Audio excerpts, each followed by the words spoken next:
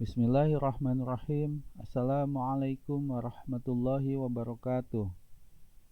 Selamat datang rekan-rekan semua.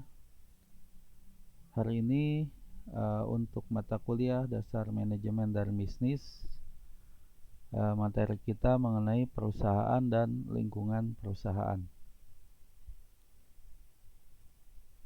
Kita lihat dari pengertian, perusahaan adalah merupakan unit kegiatan yang melakukan aktivitas dari mulai pengolahan produksi untuk menyediakan barang dan jasa bagi masyarakat. Dan ini pengolahan yang merupakan faktor-faktor produksi ini berbagai hal yang bisa dilakukan gitu ya. Kemudian didistribusikan dan juga melakukan upaya-upaya lain untuk memperoleh keuntungan dan memuaskan kebutuhan masyarakat. Secara umum kita lihat perusahaan itu dibentuk tujuannya sudah pasti ingin memperoleh hasil atau keuntungan dari usaha yang dijalankan. Nah, kemudian si perusahaan ini sudah pasti memiliki objek yang akan dia jual atau akan dia sediakan objek tersebut untuk memenuhi kebutuhan ataupun keinginan dari masyarakat. Macam-macam sekali jenis dari produk yang nanti disediakan oleh perusahaan tadi gitu. Tergantung dari perusahaannya. Selanjutnya, setiap perusahaan senantiasa mempunyai cita-cita yang ideal yang ingin mereka capai. Cita-cita tersebut biasanya akan diperjuangkan agar si jati diri perusahaan ini menjadi jelas, yakni citra, nilai, dan juga kepercayaan perusahaan. Nah, biasanya citra dan kepercayaan ideal ini disebut visi perusahaan. Nah, ketika awal perusahaan berdiri, biasanya dia punya keinginan ingin menjadi apa sih perusahaan. Nah, biasanya dibuat dalam bentuk visi perusahaan. Baik, selanjutnya, nah, visi ini merupakan wawasan luas ke masa depan dari manajemen yang merupakan kondisi ideal yang ingin dicapai. Intinya mimpi atau cita-cita jangka panjang yang ingin dicapai oleh sebuah perusahaan ini biasanya dimasukkan ke dalam sebuah visi perusahaan. Nah, sedangkan visi ini diperlukan tatanan atas nilai dan kepercayaan perusahaan yang bisa menjadi pernyataan usaha dari perusahaan. Dan pernyataan usaha ini disebut misi. Nah, biasanya kalau kita ingin mempermudah bagaimana kita memahami visi misi, ya kalau visi itu tadi kan cita-cita atau keinginan jangka panjang yang ingin dicapai oleh perusahaan, sedangkan misi ini bagaimana cara mencapai visi tadi, maka dibuatlah misi perusahaan. Jadi pencapaian visi merupakan misi gitu ya. Nah, misi bermanfaat untuk memberikan pedoman kepada manajemen dalam memusatkan kegiatan. Nah, ini lebih jelas kegiatan apa yang akan dilakukan oleh perusahaan-perusahaan tadi yang berhubungan dengan pencapaian visi perusahaan. Nah, ini visi yang pertama diciptakan melalui pemufakatan, yang sudah pasti ya akan disetujui atau disepakati secara bersama-sama, terutama para ujung tombak perusahaan tadi gitu. Yang kedua, memberikan pandangan atas sesuatu yang terbaik di masa yang akan datang. Sudah pasti perusahaan ingin menjadi sesuatu yang menjadi terus berkembang dan menjadi jauh lebih baik di masa yang akan datang. Ini merupakan bagian dari pembuatan visi tadi. Mempengaruhi orang-orang yang untuk menuju misi. Karena misi tadi adalah proses pencapaian visi, maka orang-orang yang ada di dalamnya harus juga mau menjalankan misi-misi untuk mencapai visi tadi. Dan yang keempat, tambah keterbatasan dimensi waktu. Ya, ketika visi yang jelas, visi yang sangat visioner yang ke depan gitu, maka biasanya ini tidak ada keterbatasan waktu gitu. Intinya visi ini jauh ke depan gitu ya. Kita bisa buat visi-visi yang memang istilahnya jangka yang sangat panjang gitu. Tapi nanti bisa juga kita gunakan perubahan visi-visi yang lebih baik lagi kalau memang itu diperlukan. Nah, selanjutnya misi ini mengejawantahkan alasan dan keberadaan perusahaan. Yang kedua, tidak selalu mencerminkan suatu kinerja kendati ada dasar pengalokasian sumber daya dan penetapan tujuan. Yang ketiga, tanpa dimensi dan tolak. Yang keempat, mengejawantahkan kegiatan usaha yang sedang dilakukan dan akan diupayakan menyangkut produk, konsumen, maupun pasar sasaran. Ini ya untuk yang misi ya. Nah, kemudian tempat kedudukan dan letak perusahaan.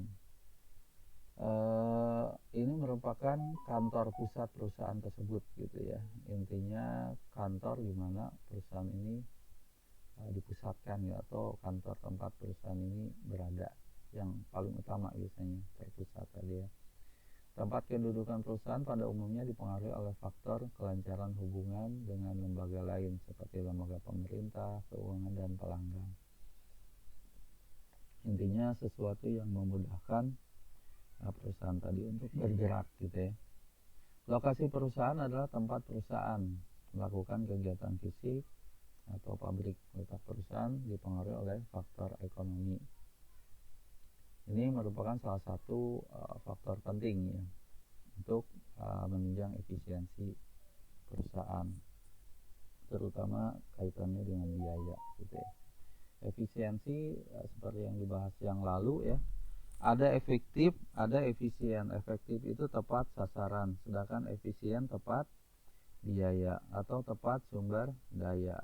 Di sini bisa tepatnya sumber dayanya sumber daya keuangan, misalnya berarti efisien, tidak boros keuangan. Atau tempat sumber daya manusia, tidak terlalu banyak karyawan misalnya, kalau memang hanya dibutuhkan sekian gitu, jadi tidak boros karyawan juga dan lain sebagainya. Atau tidak boros bahan material dan lain sebagainya. Intinya tidak boros, ini efisien.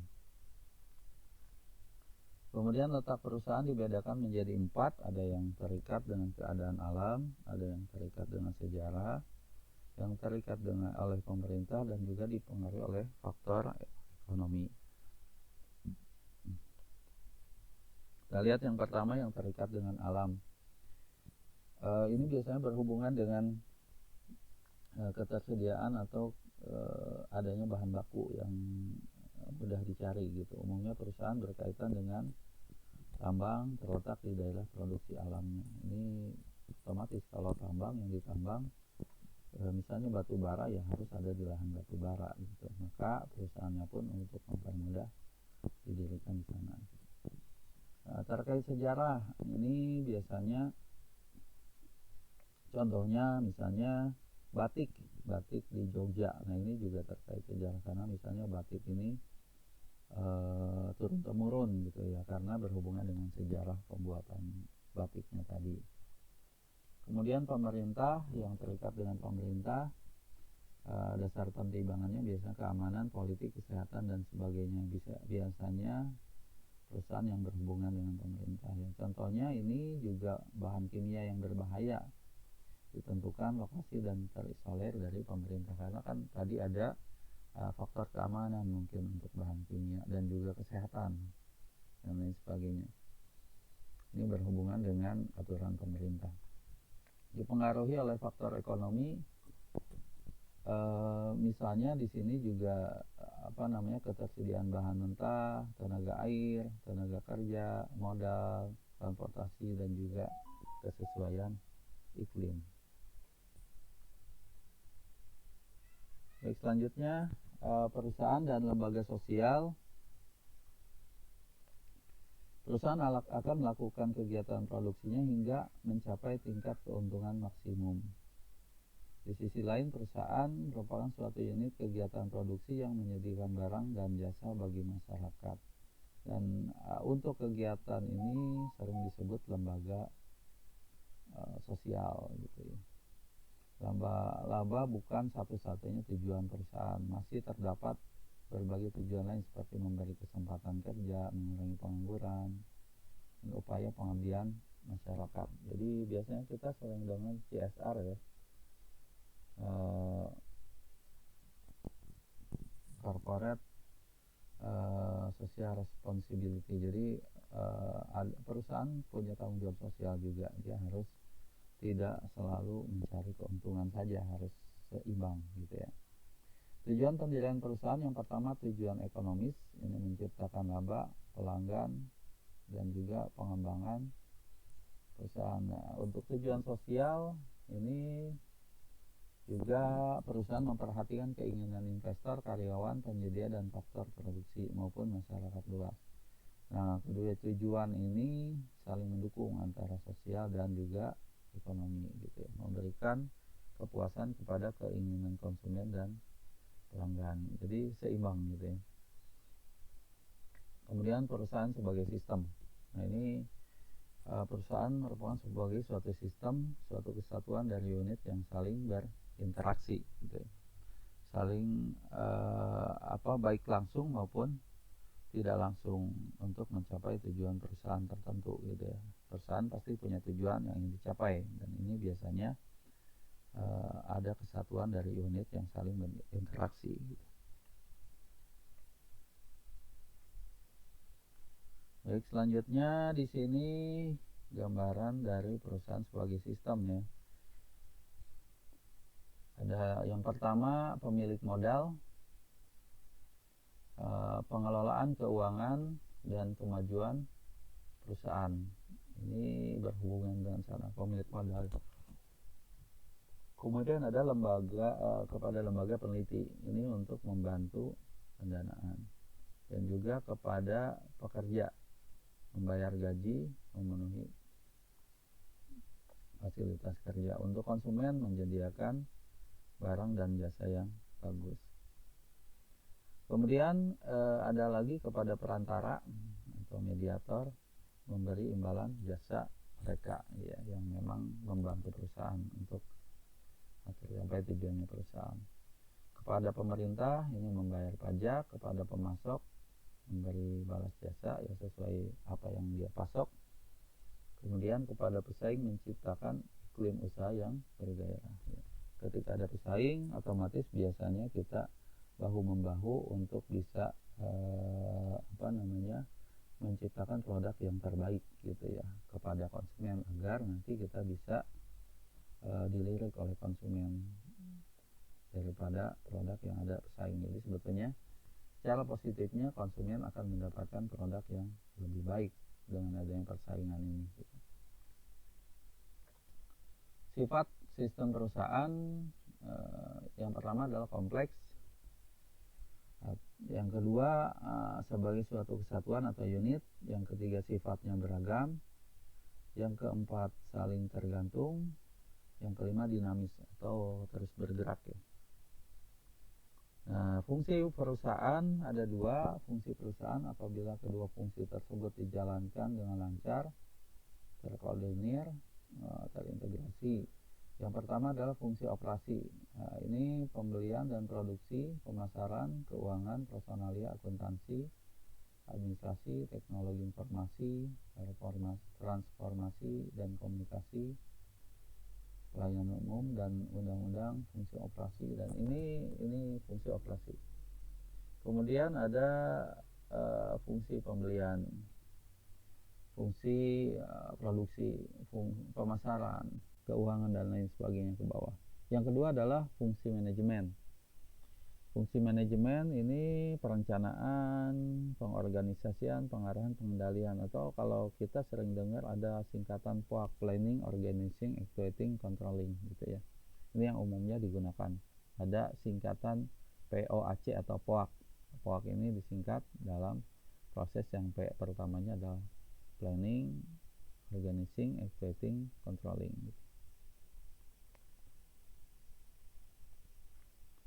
Baik, selanjutnya ciri-ciri perusahaan mencerminkan kekhasan yang membuat perusahaan bersangkutan mudah dikendalikan. Yang pertama, operatif, aktivitas ekonomi yang berkenaan dengan kegiatan produksi, penyedia dan atau distribusi barang dan jasa. Kemudian koordinatif, ini koordinasi semua pihak agar saling mendukung untuk mencapai tujuan. Kemudian reguler, mencapai kesinambungan perusahaan diperlukan keteraturan yang dapat mendukung aktivitas yang dapat selalu bergerak maju, artinya tidak acak-acakan gitu ya. Teratur. Nah, kemudian ciri-ciri perusahaan mencerminkan kekhasan membuat perusahaan bersangkutan mudah dikenali. Yang berikutnya adalah dinamis. Lingkungan selalu berubah, karena itu mampu mengikuti menyesuaikan diri terhadap perubahan. Jadi selalu bergerak, tidak stuck, tidak misalnya posisi aman atau PW istilahnya ya, tidak di zona nyaman gitu, tapi terus bergerak, terus berinovasi, menyesuaikan dengan perubahan yang ada. Berikutnya forma, tunduk kepada peraturan yang berlaku setelah memenuhi syarat pendirian, karena di Indonesia pasti ada peraturan dan di perusahaan pun punya aturan-aturan sendiri gitu. Kemudian lokasi, perusahaan didirikan pada suatu tempat tertentu di kawasan, secara geografisnya jelas gitu ya. Yang berikutnya pelayanan bersyarat, keberhasilan perusahaan tersebut terhadap visi dan misi dalam suatu kawasan yang secara geografis jelas.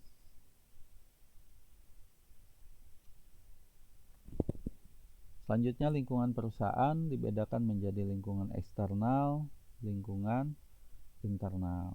Eksternal ini faktor dari luar perusahaan yang mempengaruhi kegiatan perusahaan. Lingkungan internal ini faktor yang berada di dalam internal perusahaan, yang langsung mempengaruhi hasil produksi. Nah, lingkungan eksternal dapat dibedakan menjadi eksternal mikro. Ini seperti pemasok atau supplier, perantara, kemudian juga teknologi, dan yang terakhir pasar. Kemudian yang kedua, lingkungan eksternal makro, ini contohnya keadaan sumber daya alam, lingkungan, politik hankam, hukum, ekonomi, pendidikan dan budaya, sosial dan budaya, kependudukan dan hubungan internasional. Ini makro.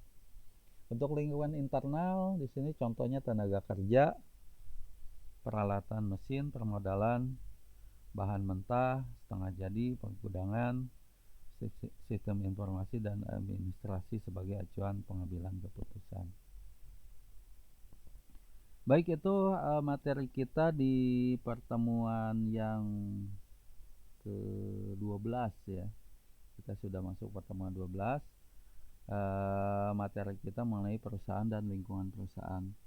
Semoga dapat dipahami oleh rekan-rekan semua. Silahkan rekan-rekan semua menambah pengetahuannya dari berbagai sumber, baik dari buku, dari internet ataupun dari Google, dari YouTube. Silahkan ditambah informasi yang mungkin bisa menunjang pengetahuan rekan-rekan mahasiswa semua. Mohon maaf apabila dalam penjelasan ada yang kurang atau ada yang tidak sesuai. Tetap semangat. Terima kasih semuanya. Assalamualaikum warahmatullahi wabarakatuh.